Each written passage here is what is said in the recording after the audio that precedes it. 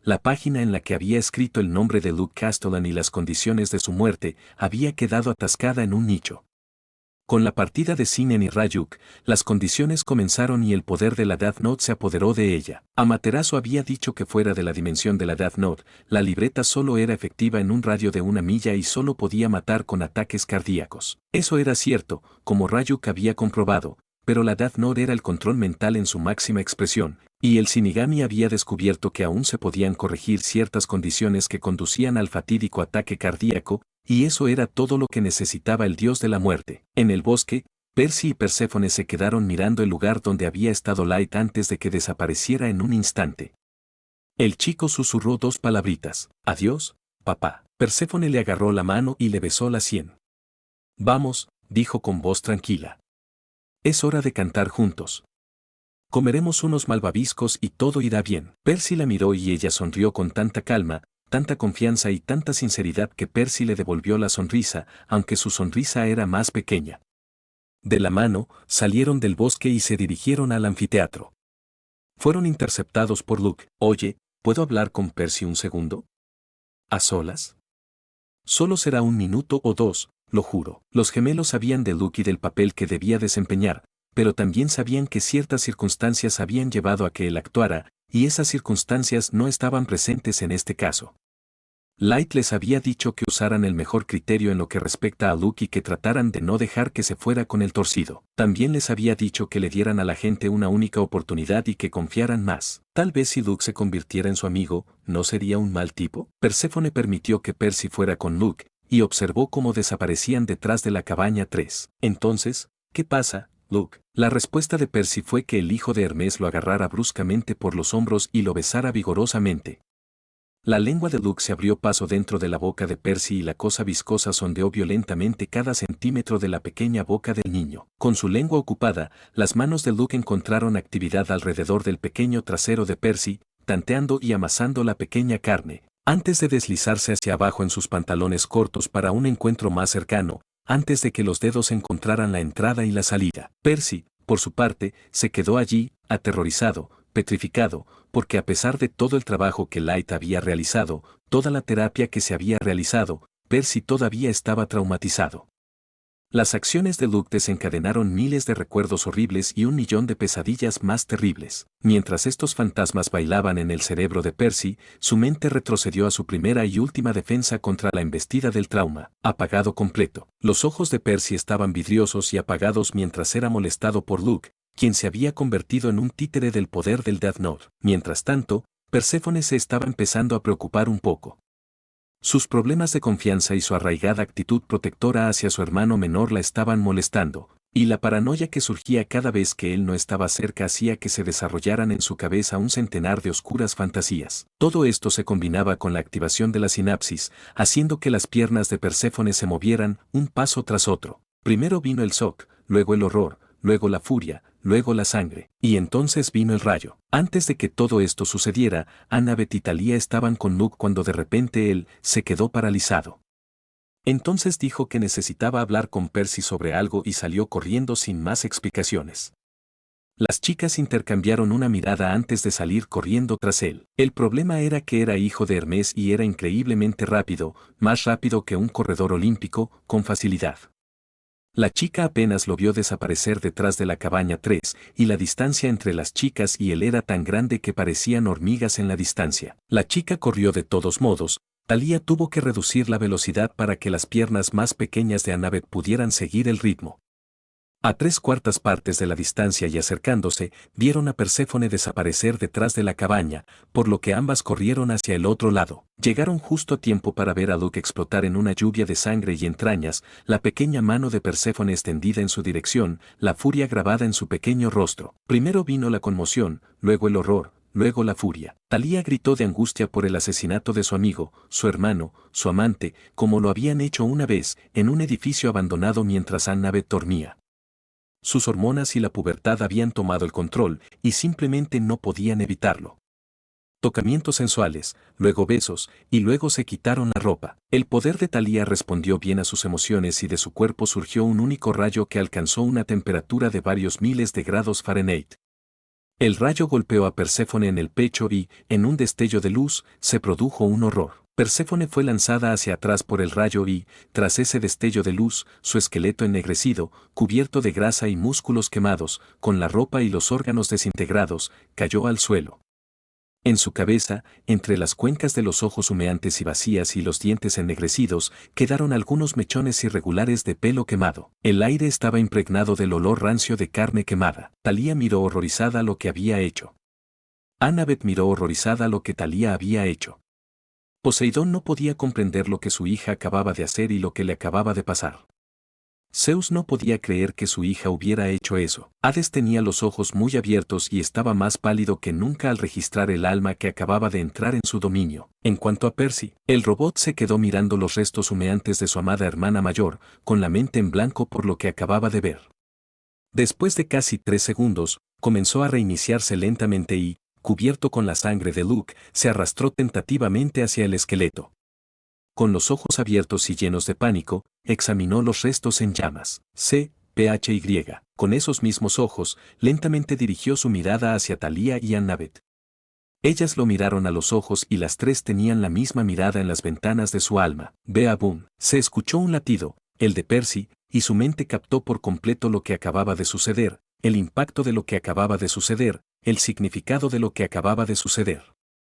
Su mente reconoció quién era el responsable de lo que acababa de suceder. ¿Quién fue el responsable?, te preguntarás. Todos en el planeta. Percy gritó cuando sus poderes se desataron, los poderes del mar, el sacudidor de tierra, el portador de tormentas.